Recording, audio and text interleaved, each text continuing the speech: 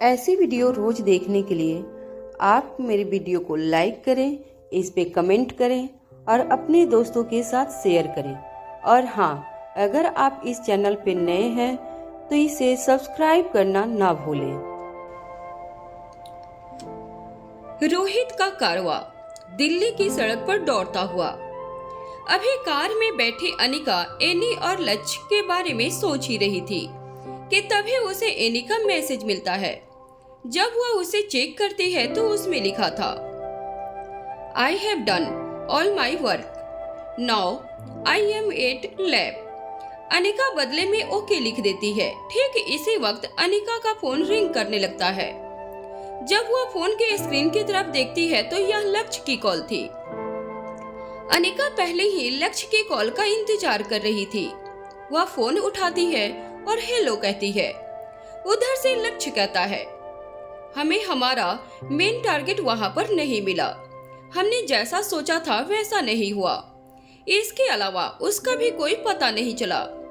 हमने काफी कोशिश की लेकिन अभी तक उसके बारे में कोई जानकारी हासिल नहीं हुई है। जो भी हमें मिला उसे हम यहाँ केंट आर्मी बेस में ले आए हैं।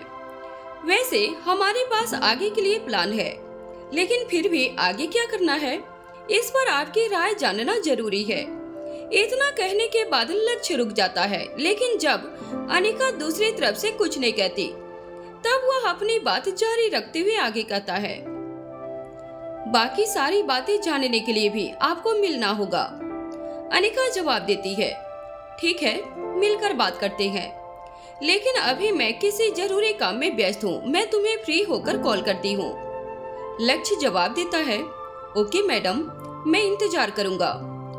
वहीं दूसरी तरफ बिक्की का बंगला। बिक्की के बंगलों पर पहुंचने के बाद वे सभी गाड़ियों से बाहर आ जाते हैं। अनिका पहले रोहित की तरफ देखती है और फिर अब्दुल्ला की तरफ देखकर कहती है, सभी को अंदर आने की जरूरत नहीं है। अब्दुल्ला अपनी चिंता जताते हुए कहता है, लेकिन मैडम। अनिका अब्दुल्ला का चेहरा देखकर उसके मन के भाव को समझ जाती है कि अब वह सिक्योरिटी के साथ ले चलने के लिए जिद करेगा। इसलिए वह उसकी बात को बीच में काटती हुई कहती है, अगर तुम चाहो तो अपने सिर्फ 4 या 5 साथियों को साथ में ले सकते हो। अनिका की इस बात पर अब्दुल्ला रोहित की तरफ देखता है। रोहित अपनी आंखों से हाँ में इशारा कर देता है। अब अब्दुल्ला अपने 4 साथियों को साथ चलने का इशारा करता है और बाकी साथियों को यह इंस्ट्रक्शन देकर रोहित और अनिका के साथ अंदर चला जाता है कि वह सभी हर वक्त तैयार रहे। जरूरत होने पर उन्हें अंदर जाकर स्थिति को संभालना पड़ सकता है। इसके बाद रोहित, अनिका, चिराग, भूमिका और कौटिल्य सभी बंगलों के अंदर प्रवेश कर जाते हैं। अंदर जाने के बाद अब्दुल्ला कहता है, अनिका मैडम और रोहित सर, प्लीज अभी आप लोग यहीं रुकिए, पहले हमें अंदर जाकर देखने दीजिए। अनिका को किसी तरह का कोई डर नहीं था, लेकिन फिर भी वह अब्दुल्ला को उसका काम करने से नहीं रोकती और बदले में सिर्फ गर्दन हिला देती है। वह सभी बंगलों के अंदर जाकर वहीं दरवाजे के पास ही खड़े थे कि कुछ ही देर में अंदर से दौड़ते हुए एक सिक्योरिटी गार्ड आता है और जल्दबाजी में कहता है, सर, वहां ऊपर वाले हॉल में। इतना कहने के बाद वह चुप हो जाता है। वह समझ नहीं पाता कि अपनी बात को पूरा कैसे करे। अब रोहित उससे कहता है, आगे कहो, कहना क्या चाहते हो? वह गार्ड पलटकर जवाब देता है, आप खुद चलकर देख लीजिए सर। उसके ऐसा कहते ही सभी अलर्ट मोड में आ जाते हैं और बड़ी ही तेजी से उसी ओर चल पड़ते हैं। भूमिका, अनिका और रोहित को यह समझने में एक पल भी नहीं लगता कि बिक्की ने आत्महत्या कर ली है। उन लोगों को यहाँ पहुँचने में काफी देर हो गई थी। यह विचार आते ही वह तीनों लगभग दौड़ते हुए हॉल के अंदर प्रवेश कर जाते हैं। यह एक बड़ा हॉल था जिसकी दीवारें अलग अलग तरह की खूबसूरत पेंटिंग से सजी हुई थी। इसमें करीब 300 से भी अधिक लोग एक साथ आ सकते थे। इस वक्त इसमें बैठने की कोई खास व्यवस्था दिखाई नहीं दे रही थी।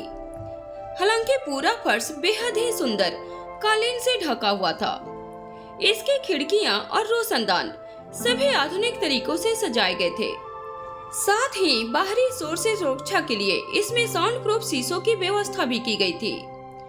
दरवाजे के ठीक सामने हॉल के अंतिम छोर पर फर्श हॉल के बाकी हिस्से में कुछ ऊंचा था, जिसे स्टेज कहा जा सकता था। इसी स्टेज पर एक बड़ी ही खूबसूरत सी मेंटल चेयर रखी हुई थी, जिसे सिंहासन कहना गलत नहीं होगा। इसके ठीक सामने मुस्कुराते हुए चेहरे के साथ बिक्की खड़ा था। जब वह सभी बिक्की को अपने सामने खड़ा देखते हैं तो उनके कदम खुद ब खुद अपनी अपनी जगह पर जम जाते हैं। इस वक्त वह हॉल के दरवाजे पर ही खड़े थे। उनमें से किसी को भी एक शब्द नहीं सूझता। उन तीनों के पीछे पीछे बाकी सब भी हॉल में पहुंच जाते हैं। उन सभी को अपनी आंखों के सामने देखकर बिक्की की मुस्कान और भी बड़ी हो जाती है। उसकी निगाहें अनिका पर जाकर टिक जाती है। अब वह अपनी जगह पर खड़े खड़े ही कहता है, मुझे आपके आने की कोई खास उम्मीद नहीं थी, लेकिन अब मैं कहूँगा कि मेरी किस्मत अच्छी है जो आप यहाँ तक चली आई। मैं अच्छी तरह जानता हूँ कि आप यहाँ तक आई हैं तो जरूर कुछ सवाल लेकर आई होंगी, वरना हमारे जैसे ना चीजों के होने ना होने से आपके जैसे आयरन लेडी को क्या फर्क पड़ता है। पर मुझे खुशी है कि मैं आपके किसी काम आ सकूंगा। बिक्की अपनी बात कहकर चुप हो जाता है। रोहित के चेहरे पर आक्रामक भाव थे। वह बिक्की की तरफ देखकर मन ही मन कहता है, हाँ, तुम इसे अपनी अच्छी किस्मत कह सकते हो, वरना अगर अनिका की तुमसे कुछ पूछने की ही ख्वाहिश होती तो मैं तुम्हें यहाँ से उठवाकर उसके सामने पेश कर देता। पर उसके दिमाग में कुछ और ही चल रहा है। बस अब देखना यह है कि वह क्या है। वहीं दूसरी तरफ बिक्की के बंगला में अब अनिका अब्दुल्ला की तरफ देखती है। अब्दुल्ला अनिका का इशारा तुरंत समझ जाता है। वह अपने साथियों को वहीं दरवाजे पर रुककर इंतजार करने के लिए संकेत देता है। इसके बाद अनिका हॉल में मौजूद स्टेज की ओर बढ़ना शुरू करती है। उसके पीछे रोहित और बाकी सब भी आगे की ओर बढ़ जाते हैं। अभी अनिका स्टेज से 10 कदम की दूरी पर थी कि तभी बिक्की चेतावनी देते हुए कहता है, इसके आगे एक कदम मत बढ़ना। उसकी बात सुनकर सभी अपनी अपनी जगह पर रुक जाते हैं। इसके बाद वह सामने रखी हुई सिंहासन नुमा कुर्सी की तरफ उंगली करते हुए कहता है, अगर तुम में से किसी ने भी एक कदम आगे रखा तो मैं बिना कोई बात सुने और बिना उसका जवाब दिए इस कुर्सी पर बैठ जाऊंगा। फिर इसके ठीक 1 सेकंड के बाद तुम्हें यहाँ मेरी राख दिखाई देगी। यह सुनकर सभी आश्चर्य में पड़ जाते हैं। बिक्की आगे बताता है कि वह एक इलेक्ट्रिक चेयर है, जिसमें इस वक्त इतनी हाई वोल्टेज इलेक्ट्रिसिटी का फ्लो है जो उसे बिना किसी तकलीफ के कुछ ही सेकंड में मृत्यु के देव से मिलवा सकता है। बिक्की की यह बात सुनते ही भूमिका आग बबूला हो उठती है। उसका मन करता है कि वह बिक्की को अच्छा सबक सिखाए। अनिका को कोई इस तरह ब्लैकमेल करे, भूमिका को यह कतई बर्दाश्त नहीं था। लेकिन तभी उसे ख्याल हो आता है कि इस वक्त वह एक भी कड़वी बात नहीं कह सकती। उसे बड़ी ही समझदारी से काम लेना होगा। अब अपने गुस्से को दबाते हुए वह बड़े ही प्यार से बिक्की से पूछती है, अगर मैं सही हूँ तो तुम एक काबिल वकील हो और सभी कानूनों को अच्छी तरह जानते हो। क्या तुम मुझे यह बता सकते हो कि भारत ने यूथेनेसिया को कब से मान्य कर दिया है? बिक्की मुस्कुराकर जवाब देता है, ऑफिसर भूमिका, मैं अच्छी तरह जानता हूँ कि तुम्हें भी कानून की अच्छी जानकारी है और होना भी चाहिए। आखिर तुम भी इसी कानून के पहरेदार हो। फिर मुस्कुराते हुए 1 सेकंड का गैप लेता है और आगे कहता है, भारत में यूथेनेसिया को मान्य नहीं किया है और ऐसा होने की फिलहाल कोई संभावना भी नहीं है। लेकिन यह सब बातें मुझे अपने इरादे से हटा नहीं पाएंगी। इसके बाद वह अनिका की तरफ देखकर कहता है, मुझे यह भी बिल्कुल नहीं लगा था कि मेरे भेजे हुए आखिरी मैसेज के बारे में आप इतने लोगों को बता देंगे, और इतना ही नहीं, उन सभी के साथ यहाँ आएंगे भी। फिर एक पल रुककर दोबारा से मुस्कुराते हुए कहता है, खैर जाने दीजिए। अब मुझे इन सब बातों से कोई फर्क नहीं पड़ता। अब आप जो भी जानना चाहती हैं वह जल्द पूछ लीजिए। अनिका पलटकर रोहित की तरफ देखती है और फिर रोहित के एकदम करीब जाकर खड़ी हो जाती है। उसके बाद एकदम शांत भाव से बिक्की से कहती है, क्या तुम्हें सच में लगता है कि तुम मेरी कोई मदद कर सकते हो? इस स्थिति में भी अनिका की आवाज में उसका आत्मविश्वास और गर्व दोनों ही झलक रहे थे। वह किसी भी तरह से बिक्की को उसकी जिंदगी के अंतिम पलों में कोई गलतफहमी होने नहीं देना चाहती थी। अब बिक्की जवाब देता है, यह मैं नहीं जानता, लेकिन यह जरूर जानता हूँ कि आप मेरी मदद जरूर कर सकती हैं। पर मुझे वह मदद नहीं चाहिए। मैं बस अपने जीवन को सार्थक करना चाहता हूँ, इसलिए दिल से चाहता हूँ कि आपके किसी काम आ सकूं। बिक्की की गोल गोल बातें सुनकर वहाँ मौजूद सभी असमंजस की स्थिति में आ जाते हैं। लेकिन अनिका काफी हद तक अनुमान लगा चुकी थी कि इन परिस्थितियों की असली वजह क्या हो सकती है। इसके लिए वह पूरी तरह से तैयार भी थी। अब बस वह उस अनुमान की प्रामाणिकता जांचना चाहती थी। इसलिए वह बिक्की से कहती है, बाकी सब मैं बाद में जानना चाहूंगी। पहले यह बताओ कि क्या तुम्हें कोई बीमारी है जिसकी वजह से तुम्हारी जान जाने वाली है, और वह भी तड़प तड़प कर। फिर एक पल रुककर अनिका आगे कहती है, कुछ ऐसा ही लिखा है तुम्हारे उस लेटर में, है ना? बिक्की बिना कुछ कहे सिर्फ अपनी गर्दन हाँ में हिलाता है। अब भूमिका उत्सुकतावश जल्दी से कहती है, हाँ बिक्की, अगर ऐसी कोई बात है तो तुम अनिका को बता सकते हो। तुम अच्छी तरह जानते हो कि वह दुनिया की सबसे बेहतरीन डॉक्टर में से एक है। उसकी याददाश्त भी वापस आ चुकी है। वह तुम्हारी जान जरूर बचा लेगी। तुम्हें यूथेनेसिया लेने की कोई जरूरत नहीं। बिक्की पहले भूमिका की तरफ देखता है, उसके बाद फिर से अनिका की तरफ देखते हुए कहता है, यह सच है कि मेरी जान सिर्फ आप ही बचा सकती हैं, लेकिन ऐसा होगा नहीं, क्योंकि ऐसा न करने के लिए तुम मजबूर भी हो, और यह मेरी भी नैतिक जिम्मेदारी है कि मैं तुम्हें इसके लिए किसी तरह का आग्रह न करूं, जिससे कि आप मेरी जान बचाने के लिए मजबूर हो जाएं, क्योंकि यह कोई बीमारी नहीं है। आज इस जगह पर मैं हूँ, कल को कोई और भी हो सकता है। मैं नहीं चाहता कि आपके लिए समस्याएं बढ़े। यह सब सुनकर वह सभी एक दूसरे के चेहरे की तरफ देखने लगते हैं। इस बार रोहित भी अनिका की तरफ देखता है, मानो कि कह रहा हो, यह क्या मुसीबत है और यह कहना क्या चाहता है। अनिका आंखों से इशारा करती है, अभी सब समझ आ जाएगा। अनिका पहले ही अंदाजा लगा चुकी थी कि इन सब परिस्थितियों का क्या कारण हो सकता है। अब अगर कुछ शेष था तो वह यह कि उसे बिक्की खुद अपने मुंह से स्वीकार करे और अपनी स्थिति की सच्चाई स्वयं उजागर करे। भूमिका और कौटिल्य भी बेसब्री से उस नए षड्यंत्र पर से पर्दा उठता हुआ देखना चाहते थे जो बिक्की ने बिछाया था। अब अनिका कहती है, क्या तुम साफ साफ शब्दों में खुद के इस परिस्थिति में पहुंचने का पूरा सच बता सकते हो? मान लो कि आज मैं तुमसे वही जानने के लिए यहाँ आई हूँ। अनिका के ऐसा कहने पर हॉल में सन्नाटा छा जाता है। बिक्की का बंगलो।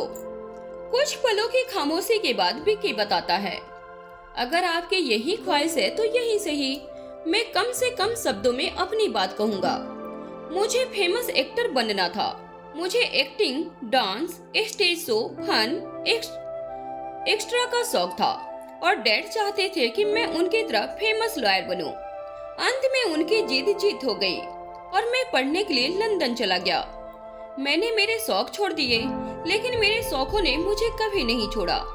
अंत में मैं उन लोगों की साजिश का शिकार हो गया और मैंने अपनी सारी ख्वाहिशों को पूरा करने के लिए उनके दिए हुए ड्रग्स को इंजेक्ट करवा लिया। पहले मुझे लगा कि उन्होंने मेरी मदद की है, लेकिन उनका मकसद मुझे बहुत बाद में समझ आया। उन्होंने मुझे क्यों चुना यह मुझे तब पता चला जब मुझे आपके बारे में बताया गया। अब अगर मैं ठीक समय पर पावर डोज नहीं लूंगा तो मेरी मौत हो जाएगी। यह मौत सामान्य नहीं होगी। यह असहनीय दर्द है जिसका मैं इंतजार नहीं करना चाहता। अपनी बात पूरी करने के बाद बिक्की खामोश हो जाता है। अब भूमिका अपना एक हाथ अपनी ठोड़ी पर रख लेती है और उसे अपनी तर्जनी उंगली से रगड़ते हुए कुछ सोचती है। उसके बाद कहती है, मतलब तुम्हें भी वही चीज चाहिए जिसकी वजह से सारा बवाल है? बिक्की कोई जवाब नहीं देता, सिर्फ मुस्कुरा देता है। अब भूमिका अनिका की तरफ देखती है और पूछती है, क्या सच में ऐसी कोई चीज है क्या?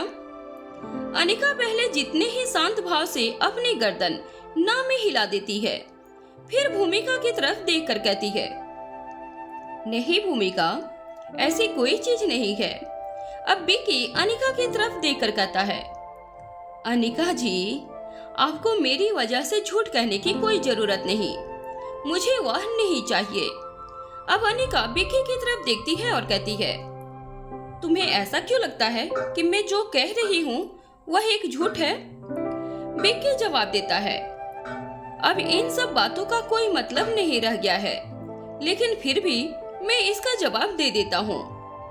अब बिक्की एक पल के लिए रुकता है और अपनी जगह से 2 कदम कुर्सी की तरफ बढ़ाते हुए कहता है, इस दुनिया के अंडरवर्ल्ड की सभी ताकतें आपके पीछे पड़ी हैं और मेरे जैसे न जाने कितने खतरों को अलग अलग तरह से तैयार करके बार बार आपके सामने ला खड़ी करती हैं। अब तक न जाने ऐसे कितनी ताकतों का आप सफाया कर चुकी हैं। यह सब सिर्फ एक झूठ या गलतफहमी या अफवाह के आधार पर तो नहीं हो सकता ना? वहीं दूसरी तरफ चंबल नदी के किनारे मध्य प्रदेश में इस वक्त दमयंती देवी की सबसे वफादार सिपाही उसके साथ थी।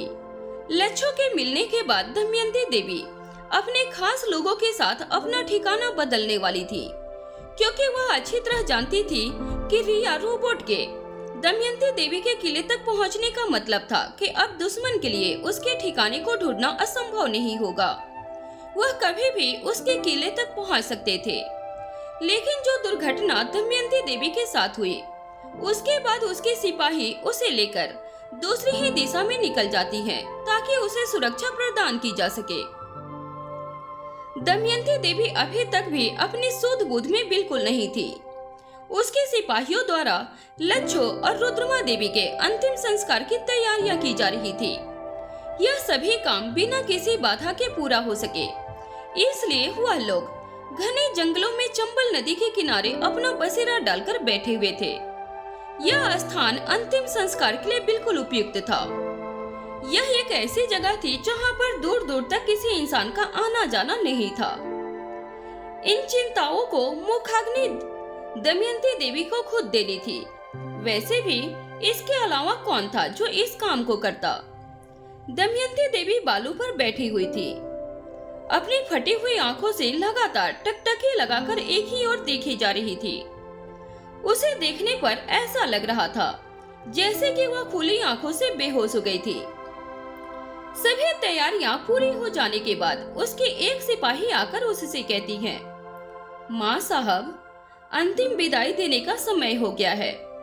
उसकी बात सुनने के बाद भी दमयंती देवी अपनी जगह से टस से मस नहीं होती। कुछ देर तक वह सिपाही वहीं खड़ी रहती है, लेकिन जब दमयंती देवी किसी तरह की हरकत नहीं करती, तब वह उसके पास घुटनों के बल बैठ जाती है और धीरे से बड़ी हिम्मत करके उसके हाथ पर अपना हाथ रखती है।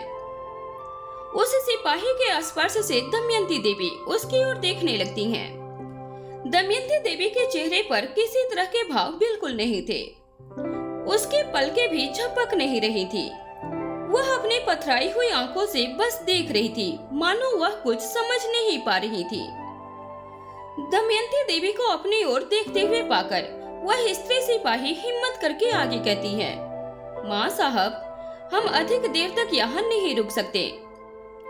हमें सभी जरूरी कामों को पूरा करके यहाँ से आगे बढ़ना होगा। यह स्थान आपके लिए पूरी तरह से सुरक्षित नहीं है। वह स्त्री सिपाही कई बार कोशिश करती है, लेकिन दमयंती देवी अपनी अचेत अवस्था से बाहर आकर उस जगह से उठकर खड़ी नहीं हो पाती। अंत में वह सिपाही अपनी जगह से बैठे बैठे अपने गर्दन पीछे की ओर घुमाकर अपने दूसरे सिपाही साथियों को देखती है। अब स्थिति की नाजाकत को समझते हुए उनमें से कुछ आगे बढ़ जाती हैं। लेकिन किसी की भी हिम्मत नहीं होती कि दमयंती देवी को छू सके। सभी आपस में एक दूसरे की ओर देखने लग जाती हैं और फिर आंखों ही आंखों में कुछ तय करके हिम्मत जुटाती हैं। इसके बाद नीचे झुककर दमयंती देवी को सहारा देकर खड़ा करने की कोशिश करती हैं। माँ साहब, चलिए, वक्त हो गया है। दमयंती देवी खड़ी हो जाती हैं, लेकिन एक कदम आगे नहीं बढ़ती। सभी स्त्री सिपाही डरी, सहमी और मजबूर दिखाई देती हैं। इससे ज्यादा उनमें से कोई भी कुछ नहीं कर सकता था। ठीक इसी वक्त तेज हवाएं चलने लगती हैं। वहां चारों ओर फैली हुई नदी की रेत बालू उड़कर बालू धूल का बंडवार सा खड़ा कर देती है। किसी को कुछ दिखाई नहीं देता। तभी उन्हें अपने कानों में तेज आवाज भी सुनाई देती है। यह एक हेलीकॉप्टर था। इस वक्त दमयंती देवी कहाँ मौजूद हैं और किन परिस्थितियों से गुजर रही हैं, इसके बारे में उस एक के अलावा कोई नहीं जानता था। यह वही एक था जो इस वक्त हेलीकॉप्टर से उतरता हुआ दिखाई देता है, जिसकी हाइट लगभग 5 फुट 10 इंच और रंग बिल्कुल साफ था। ब्लैक सेट 3 पीस पहने हुए एक प्रभावशाली व्यक्तित्व के साथ उन्हें अपनी ओर बढ़ते हुए दिखाई देता है, जिसकी उम्र तकरीबन दमयंती देवी जैसी ही थी। वह जैसे जैसे करीब आता जाता है, सभी स्त्री सिपाही दमयंती देवी को अपनी जगह पर खड़ा छोड़कर अपने कदम पीछे की तरफ हटाती जाती हैं। कुछ कदम दूर हटने के बाद वह सभी अपने हाथों को सामने की तरफ बांधकर गर्दन नीचे झुकाकर खड़ी हो जाती हैं, जबकि दमयंती देवी अपनी जगह पर ज्यों की त्यों मूर्ति बनी खड़ी हुई थी। वहीं दूसरी तरफ बिक्की का बंगलो। अब अनिका अपने दोनों हाथों को विवेकानंद पोज में बांधते हुए लंबी गहरी सांस लेती है और बिक्की की तरफ देखते हुए कहती है, हो सकता है, बिल्कुल हो सकता है, इनफैक्ट ऐसा भी ही है। फिर बिक्की पर अपना गहरा प्रभाव छोड़ते हुए पूरे विश्वास के साथ आगे कहती है, यह भी तो हो सकता है कि यह झूठ, गलतफहमी या अफवाह उन्होंने अपने किसी खास मकसद से फैलाई हो। खुद सोचो, जो इतने सारे ड्रग बनाने में सक्षम है, जितने ही तुम्हें इंजेक्ट किए गए हैं, तो यदि इसके आगे के स्टेज के ड्रग बनाना भी संभव होता तो क्या वह नहीं बना पाते? यह सुनते ही बिक्की के कदम ठहर जाते हैं और वह पलटकर अनिका की तरफ सवाल भरी निगाहों से देखने लगता है। अब अनिका आगे कहती है, यह बात एकदम साफ है कि अगर इससे आगे के स्टेज के ड्रग बनाए जाते हैं तो उसे इंसान का शरीर झेल नहीं पाएगा। अब बिक्की के मन में सवाल और गहराने लगते हैं। अनिका स्थिति को भांपकर आगे कहती है, इन सभी ड्रग के साइड इफेक्ट हैं, जिन्हें कभी दूर नहीं किया जा सकता। पहले ड्रग के साइड इफेक्ट को कम करने के लिए हर बार उससे भी ज्यादा खतरनाक ड्रग लेना पड़ता है, जिसे उन लोगों ने पावर बूस्टर का नाम दिया है। अगर यह मान भी लिया जाए कि इसके आगे के स्टेज का कोई ड्रग बनाया भी गया है, तो निश्चय ही वह इंसान को थोड़ी सी खुशी देने के बाद जानलेवा ही होगा। अब बिक्की कुछ सोचकर कहता है, अगर तुम्हारे पास ऐसी कोई चीज नहीं है तो जरूर वह तुम्हारी माँ स्वाति मल्होत्रा के पास होगी। अब अनिका बिक्की की तरफ देखने लगती है। उसे बिक्की से यह बिल्कुल उम्मीद नहीं था कि वह इस तरह का कोई सवाल उठाएगा या फिर वह इतने आगे तक की कहानी जानता होगा। अनिका की स्थिति को रोहित तुरंत समझ जाता है और वह बिक्की से कहता है, यह भी तो हो सकता है कि साइंटिस्ट स्वाति मल्होत्रा के पास उनके उन काले कारनामों के सबूत हों, जिसके तहत उन्होंने ह्यूमंस पर एक्सपेरिमेंट किए गए।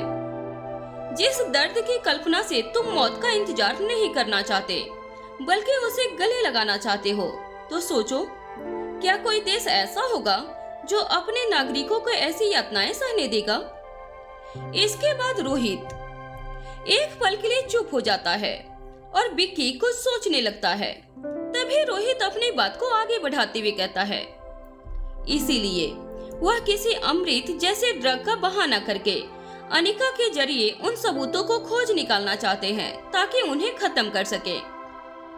अब भूमिका कहती है, अगर वह जिंदा होती तो क्या अनिका को उनके जन्म के कुछ ही दिनों के बाद इस तरह अकेला छोड़ देती कि उसने अपनी जिंदगी का सबसे खूबसूरत पहलू बचपन गैरों के बीच तरह तरह की ज्यादतियों को सहते हुए बिताया। अब विक्की कहता है, इस बारे में निश्चित तौर पर कुछ नहीं कहा जा सकता क्योंकि साइंटिस्ट स्वाति मल्होत्रा के मरने के कोई सबूत नहीं है, पर मेरे लिए अब यह सब बातें कोई मायने नहीं रखती। यह सब जानना समझना मेरे लिए बिल्कुल भी जरूरी नहीं है। तुम सभी को मेरा लास्ट बाय। फिर अनिका की तरफ देखते हुए कहता है, थैंक यू सो मच मेरी लास्ट विश पूरी करने के लिए। मेरी वजह से तुम्हें और तुम्हारे परिवार को जो तकलीफ उठानी पड़ी उसके लिए आई एम सो सॉरी। मेरी तरफ से आकाश से भी माफी मांग लेना, मैंने हमारी दोस्ती पर दाग लगाया है। इससे पहले कि विक्की कुछ अनहोनी कर बैठता, अनिका कहती है, मेरे पास एंटीडोज है, तुम्हें जान देने की कोई जरूरत नहीं। जब विक्की के कदम आगे बढ़ने से रुक जाते हैं तब अनिका दोबारा से कहना चालू करती है, इन ड्रग्स की वजह से जो लोग मारे गए तुम्हें उनके बारे में पता है, लेकिन इन ड्रग्स को लेने के बावजूद जिनकी जिंदगी बचा ली गई है क्या उनके बारे में नहीं जानती तुम?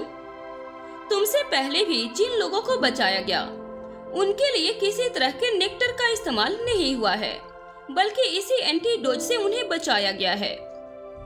अनिका के यह बात सुनते ही सभी अनिका की तरफ देखने लगते हैं।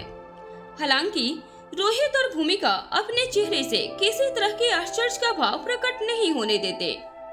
वह दोनों इस तरह की प्रतिक्रिया देते हैं जैसे इस बारे में सब कुछ जानते हो। रोहित को विश्वास था कि अनिका अगर ऐसा कह रही है तो निश्चित ही उसके पास एंटीडोज होगा। वह खुद एक काबिल साइंटिस्ट है, वह एंटीडोज बना सकती है। वहीं दूसरी तरफ भूमिका को यह लगा कि वह इस वक्त विक्की को रोकने के लिए यह सब कह रही है। वैसे भी भूमिका इस ड्रग के पूरे रहस्य को नहीं जानती थी और न ही उसने अनिका से इसके बारे में कभी जानने की कोशिश की थी। इसकी दो वजहें थी। पहली यह कि वह इसके जवाब अपने मन में खुद ही ढूंढकर बैठ गई थी, और दूसरा क्योंकि वह खुद भी यह मानती थी कि कुछ बातें वह भी नहीं जाने तो अच्छा होगा, और जो भी जानने के लिए जरूरी होगा वह खुद अनिका उसे बता देगी। अनिका के यह शब्द सुनते ही विक्की का दिमाग सुन्न रह जाता है। वह कुछ पलों के लिए अपने सोचने समझने की क्षमता खो देता है। अचानक से उसके मन में कई सवाल एक साथ दौड़ने लगते हैं। जो चीज किसी के पास नहीं वह अनिका के पास है। इस तरह तो किसी ने सोचा भी नहीं होगा कि अनिका के पास ऐसी कोई चीज हो सकती है जो लोगों की जान बचा सकती है, और वह चीज नेक्टर नहीं है। कहीं यह वही चीज तो नहीं जो स्वाति मल्होत्रा के पास में थी। जब विक्की यह सब समझने की कोशिश कर रहा था, ठीक उसी वक्त चिराग और अब्दुल्ला एक्टिव मोड में आ जाते हैं। इसी मौके का फायदा उठाकर अब्दुल्ला, चिराग और कौटिल्य विक्की को स्टेज से नीचे उतार लेते हैं। वहीं दूसरी तरफ चंबल नदी के किनारे मध्य प्रदेश में वह व्यक्ति दमयंती देवी के पास आता है और कुछ पलों के लिए एक शब्द नहीं कहता, सिर्फ दुख भरी निगाहों से उसकी ओर देखते हुए उसके आसपास खड़ा रहता है। दमयंती देवी अपनी नजरें नीचे झुकाए चुपचाप उदास चेहरे के साथ खड़ी रहती है। वह कोई प्रतिक्रिया नहीं देती, जैसे उसे अपने और अपने आसपास की स्थिति का कोई भान न हो। अब वह व्यक्ति धीरे से दमयंती देवी को उसके कंधों के पीछे से अपने हाथों से सहारा देते हुए धीरे धीरे एक एक कदम आगे बढ़ाते हुए चिता के पास पहुंच जाता है। वह जैसे ही इशारा करता है, एक स्त्री सिपाही जलती हुई लकड़ी लेकर आगे बढ़ जाती है। वह आदमी दमयंती देवी का हाथ आगे करता है और उसकी हथेली में लकड़ी के एक छोर को पकड़ते हुए अपनी मुट्ठी से सहारा देकर बारी बारी दोनों चिताओं को मुखाग्नि दिलवाता है। उसके बाद वह दमयंती देवी को लेकर उन चिताओं से कुछ कदमों की दूरी पर जाकर खड़ा हो जाता है। अभी भी उसने दमयंती देवी को अपनी दोनों बाहों का सहारा दिया हुआ था। धीरे धीरे दमयंती अपने पूरे शरीर का वजन उसके ऊपर छोड़ देती है। तब वह कहता है, तुमने मुझे यह बताना भी जरूरी नहीं समझा कि किन हालातों का सामना कर रही हो। कब तक यूं ही अकेले लड़ती रहोगी? बढ़ती हुई आग की लपटों के साथ साथ उस आदमी के शब्द सुनकर दमयंती देवी का शरीर और दिमाग दोनों प्रतिक्रिया करने लगते हैं। दमयंती देवी की आंखों से धीरे धीरे आंसू टपकने लगते हैं। फिर कुछ ही देर के बाद वह उस आदमी को पकड़कर जोर जोर से रोने लगती है। रोते रोते वह अपने शरीर को बिल्कुल ढीला छोड़ देती है और खिसकते खिसकते जमीन पर नीचे बैठ जाती है। वह आदमी भी उसे सहारा देते हुए उसके पास ही बैठ जाता है और फिर उसे धीरज बांधने के लिए उसे अपने गले से लगा लेता है। जब कुछ देर तक इसी तरह दमयंती देवी रोती रहती हैं, तब वह एक बार फिर से कहता है, अब मैं तुम्हारी एक बात नहीं सुनने वाला। अब भारत तुम्हारे लिए खतरों से खाली नहीं है। वैसे भी यहाँ तुम्हारे लिए कुछ नहीं बचा। अब तुम्हें मेरे साथ चलना ही होगा। इस बार मैं तुम्हें यहाँ अकेले नहीं रहने दूंगा। अब दमयंती देवी उस व्यक्ति का नाम पुकारकर और भी जोर जोर से रोते हुए अपनी बेबसी जाहिर करती है, दिव्य कीर्ति। लेकिन उसका नाम लेने के आगे वह कुछ कह नहीं पाती। दमयंती देवी के इस चित्कार और विलाप से वह पूरी जगह गूंज उठती है। अब दिव्य कीर्ति उसके आंसू पोंछते हुए दर्द भरी आवाज में कहता है, मैं कभी नहीं चाहता था कि तुम यहाँ रहो, लेकिन तुम्हारी जिद के आगे मेरी कभी नहीं चली। तुमने अपनी पूरी जिंदगी गुमनामी के अंधेरे में बिता दी। कुछ हासिल हुआ या नहीं हुआ, लेकिन तुम्हारे पास जो कुछ था उसे भी खो बैठी। पूरे जीवन में 2 पल चैन के नहीं जिए, सिर्फ अपनी जिद के पीछे ही भागती रही। पर अब तुम्हें एक शब्द कहने की जरूरत नहीं। मैं आ गया हूँ। मैं सब जानता हूँ कि तुम्हारे साथ क्या हुआ। मैं पहले भी तुम्हारे साथ था, आज भी तुम्हारे साथ हर कदम पर खड़ा हूँ। मगर अभी तुम्हें मेरी बात माननी होगी। तुम्हें अभी इसी वक्त मेरे साथ यहाँ से चलना होगा। वहीं दूसरी तरफ अनिका और रोहित का बेडरूम, मारवा हाउस। रोहित अपने बेड पर बैठा हुआ दिखाई देता है और वहीं से पूरे आत्मविश्वास के साथ जोर जोर से अनिका से कहता है, तुम चाहे जो भी कहो, मैं तुम्हें वहां अकेले नहीं जाने दूंगा। मैं भी तुम्हारे साथ चल रहा हूँ। अनिका चेंजिंग रूम में चेंज करते हुए वहीं से ऑर्डर करने के अंदाज में जवाब देती है, मिस्टर मारवा, अगर मैं शराफत से बात कर रही हूँ तो इसका मतलब यह नहीं है कि तुम अपनी मनमर्जी चला सकते हो। तुम यही मारवा हाउस में रुककर आराम करोगे। मैं तुम्हें लेकर नहीं जा रही हूँ। Dates clear and final. अब रोहित छोटे बच्चों की तरह जवाब देता है, मैं कोई छोटा बच्चा नहीं हूँ जिसे तुम्हें गोद में उठाकर ले जाने की जहन्नत उठानी पड़ेगी या फिर साथ में जाकर ख्याल रखने तकलीफ करनी होगी। तुम मुझे नहीं रोक सकते। अब तक अनिका चेंज करके रोहित के सामने आकर खड़ी हो जाती है और फिर कहती है, मैं तुम्हें रोक सकती हूँ और तुमने बिल्कुल सही कहा कि मुझे तुम्हारा ख्याल रखने की बिल्कुल कोई जरूरत नहीं है, लेकिन तुम्हें तुम्हारा ख्याल रखने की पूरी जरूरत है। इसके बाद रोहित के गर्दन पर हल्के से हाथ रखते हुए कहती है, क्या तुम इसे भूल गए हो? मैं इसे बिल्कुल भी नहीं भूली हूँ, इसलिए तुम्हें रेस्ट करना चाहिए और तुम मेरे साथ नहीं आ रहे हो। इतना कहने के बाद अनिका ड्रॉवर की तरफ जाती है और उसमें से एक छोटी सी बोतल और इंजेक्शन निकालती है। इंजेक्शन में बोतल से दवा भरने के बाद रोहित के करीब आकर उसे हाथ आगे करने का इशारा करती है। इस पर रोहित कहता है, यह क्या है?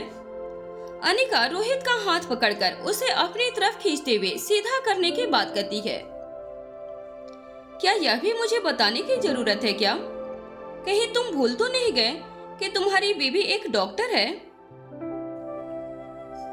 अनिका और रोहित दोनों ही अच्छी तरह से जानते थे कि बीती रात में जो गोली रोहित के गर्दन पर लगी थी, उसकी वजह से रोहित को अपनी देखभाल और दवाइयों को समय पर लेने की जरूरत थी।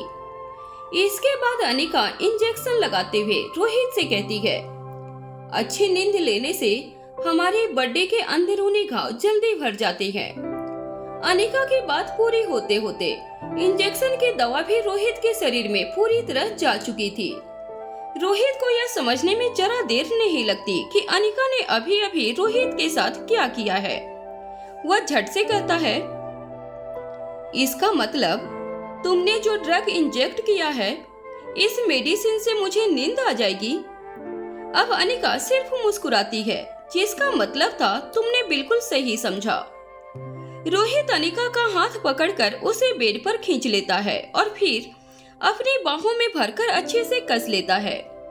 अब अनिका मुस्कुराकर कहती है, तुम्हारे नींद में जाने के तुरंत बाद यह पकड़ ढीली हो जाएगी। इस तरह तुम मुझे रोक नहीं पाओगे। अब रोहित कहता है, वह बात नहीं है अनिका। अब अनिका भी अपनी दोनों बाहें रोहित के आगोश में समा जाने के लिए इस्तेमाल करती है और अपनी आंखें बंद कर लेती है। फिर कुछ पलों तक इसी तरह अनिका में खोए रहने के बाद रोहित उसी अवस्था में बने रहते हुए धीरे से अनिका के कान में कहता है, तुमने विक्की को क्यों बचाया? अनिका पलट कर कहती है, ओहो, फीलिंग जेलस। फिर एक पल रुककर रोहित को छेड़ते हुए आगे कहती है, उसके जैसे नाचीज के होने या ना होने से द किंग मिस्टर रोहित मारवा को क्या फर्क पड़ता है? रोहित कुछ अनमने ढंग से जवाब देता है, मुझे कोई फर्क नहीं पड़ता, मैं तो बस यूं ही पूछ रहा था। फिर बात को पलटते हुए कहता है, मेरे पूछने का मतलब है कि तुमने एंटीटोड कब बनाया? रोहित के इस तरह से विक्की से चिढ़ने से अनिका को मीठी मीठी गुदगुदी का एहसास होता है और वह रोहित को अपनापन महसूस करवाने के लिए अपनी बाहों को और भी ज्यादा कस लेती है। फिर जवाब देती है, विक्की में मेरा इंटरेस्ट सिर्फ इसलिए है क्योंकि इस पावर ड्रग नाम की मुसीबत को खत्म करने का इसके अलावा और कोई रास्ता नहीं। एंटीडोज की वजह से विक्की के बच जाने के बाद अब सारे अंडरवर्ल्ड में खलबली मच जाएगी। अब हर वह व्यक्ति जिसे नेक्टर चाहिए, उसके मन में शक पैदा हो जाएगा कि नेक्टर जैसे पावर ड्रग नाम की कोई चीज है भी क्या, या सिर्फ यह एक अफवाह है। इसके अलावा इस एंटीडोज के जरिए से हमने यह भी साबित कर दिया कि अब तक पावर ड्रग किसी ने नहीं लिया है। सबने अनिका के हाथों एंटीडोज लिया है और अपनी जान बचाई है। अब इस हकीकत का सबूत विक्की खुद है। रोहित की आंखें भारी होने लगती है। इससे पहले कि रोहित को गहरी नींद आ जाती, अनिका कहती है, दमयंती देवी के किले पर पहुंचने के लिए इससे ज्यादा देर नहीं की जा सकती। मैं सुबह होने तक लौट आऊंगी। रोहित नींद के दबाव में चलने के अपनी आंखें बंद कर लेता है और अपनी आंखें बंद रखते हुए ही अनिका से कहता है, अनिका प्लीज कम से कम सिक्योरिटी साथ लेकर जाओ। फिर एक सेकेंड के गैप के बाद दोबारा कहना शुरू करता है, वह जगह खतरे से खाली नहीं है। तुम एक बार फिर से खुद को इस मुसीबत में क्यों धकेलना चाहती हो? मैं नहीं चाहता कि तुम वहां जाओ। तुम्हारे लिए यह काम कोई भी कर देगा, मैं वादा करता हूँ, पर तुम वहां मत जाओ। इतना कहते कहते रोहित गहरी नींद में जा चुका था। अनिका रोहित को बिस्तर पर लेटाकर उसके सिर के नीचे तकिया लगा देती है और फिर उसके माथों को चूम लेती है। इसके बाद उठकर खड़ी हो जाती है और रोहित की तरफ देखकर कहती है, तब की बात अलग थी, अब मुझे कुछ नहीं होगा। तुम अपनी नींद चैन से पूरी करो, मैं तुम्हारे जागने से पहले लौट आऊंगी। इसके बाद वह वहां से चली जाती है। वहीं दूसरी तरफ दमयंती देवी का किला। अनिका और लक्ष्य एयरक्राफ्ट की मदद से कुछ ही समय में दमयंती देवी के किले पर पहुंच जाते हैं। लक्ष्य के साथ उसके कमांडोज की एक छोटी सी टुकड़ी भी थी। लक्ष्य ने बाकी साथियों को अनिका के बारे में यही बताया था कि वह उसकी ट्रेंड इन्फॉर्मर है और इस वजह से वाकिफ है, इसलिए इस मिशन पर वह उनकी मदद करने वाली हैं। अनिका ने अपने आप को पूरी तरह से ढका हुआ था, इसलिए उसे पहचानना या उसके बारे में कुछ भी जान पाना किसी के लिए संभव नहीं था। इस वक्त उसने अपने शरीर में कई तरह के हथियार और अन्य जरूरी चीजों को छुपाया हुआ था। ऊपर से देखने में वह भी कमांडो की तरह ही दिखाई दे रही थी, क्योंकि उसने भी कम्बैट पहना हुआ था। अनिका अपनी रिया रोबोट की मदद से पहले ही इस किले के उन सभी हिस्सों को देख चुकी थी जिनसे वह परिचित नहीं थी, क्योंकि वह इनके ज्यादातर हिस्सों के बारे में पहले से जानती थी। इसलिए यहाँ पर मूव करना उसके लिए बाकी सभी के मुकाबले ज्यादा आसान था। वह सभी को अपने पीछे रहने का इशारा करती है। अनिका के इशारे पर सभी लक्ष्य की तरफ देखते हैं। लक्ष्य उन्हें अनिका की बात मानने का संकेत देता है। अनिका अपने शरीर से एक ड्रोन निकालती है। ड्रोन का आकार देखने में काफी छोटा था, लेकिन तकनीकी के हिसाब से यह उतनी ही उच्च कोटि का था। इसकी खास बातों में यह भी थी कि वह अपने आप से 25 से 30 मीटर की दूरी तक के कैमरे को सेंस कर सकता था और इसे नष्ट कर सकता था। इसमें से निकलने वाली छोटी छोटी बुलेट किसी पेंसिल की नीब के आकार की थी, लेकिन वह एकदम सटीक और जानलेवा थी।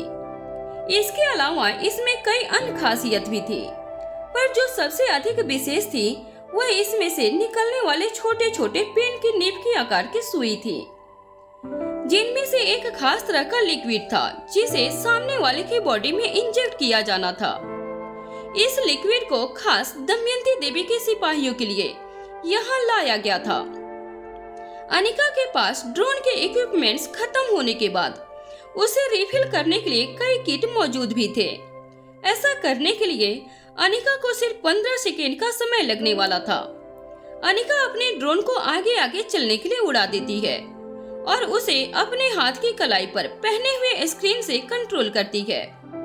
यह स्क्रीन एक तरह की सुपर एडवांस डिवाइस भी थी।